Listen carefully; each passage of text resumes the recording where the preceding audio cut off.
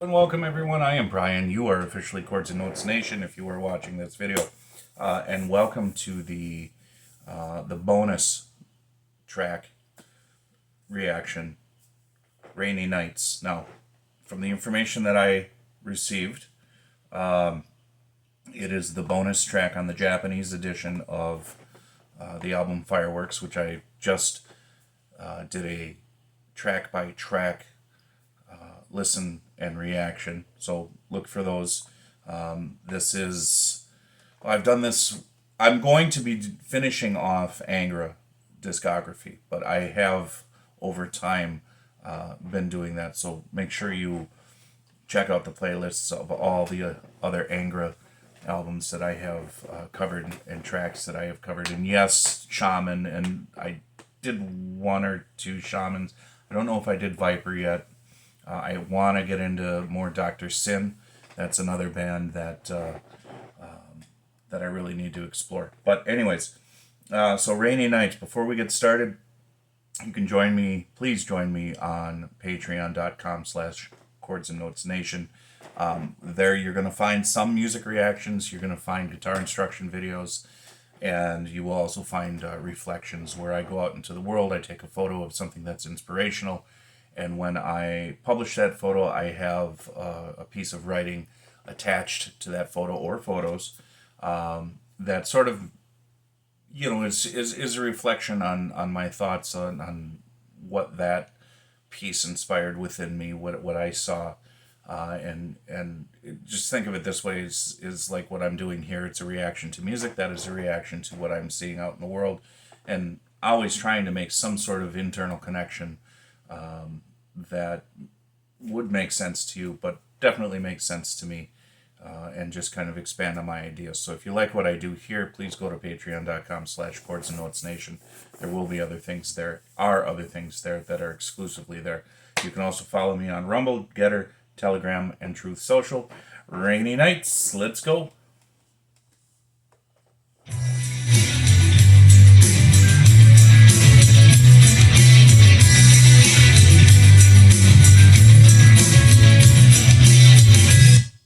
I like this texture. I like the feel so far. And I don't often stop songs. But that grabbed me, those first 10 seconds or so. So I'm going to start it over and let's go. I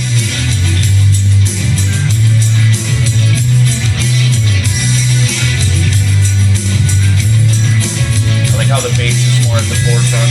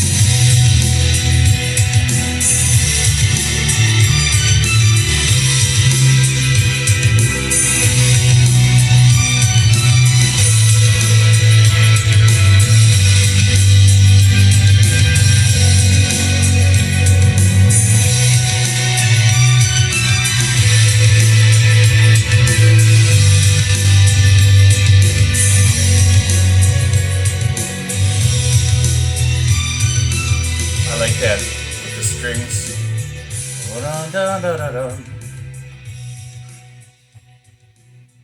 Wow. Okay. Well, here we go, folks. Are you ready for this one? Because this is going to be a doozy. This, to me, right now, is the perfect Angra song. Perfect. Do not change a thing. Everything is exactly as it should be. And this is a song that I will most definitely be listening to multiple times. Everything about it I loved. And because especially it gave me an answer to an internal question that I've been wrestling with on this album pretty much throughout their entire discography. So let's deal with that. So the question is, what is it about Andre Matos that I'm not completely sold on when it comes to his vocal performance, his vocal range on these albums? Because if you've listened to my other reactions, you'll know that I respect him tremendously as a talent, but I think sometimes that his voice is just, it's out of place. It doesn't fit. It doesn't go with what's going on in the music. There's just something that's been itching at me. And this song answered it, okay? And it's not necessarily him, believe it or not. It's the song's structure, the band, okay? That I think detracts away from his performance. I'm not going to say that ubiquitously, but I think that is where I'm going with this, the conclusion. Here's what I mean. There was a sparseness in this song, a sonic sparseness.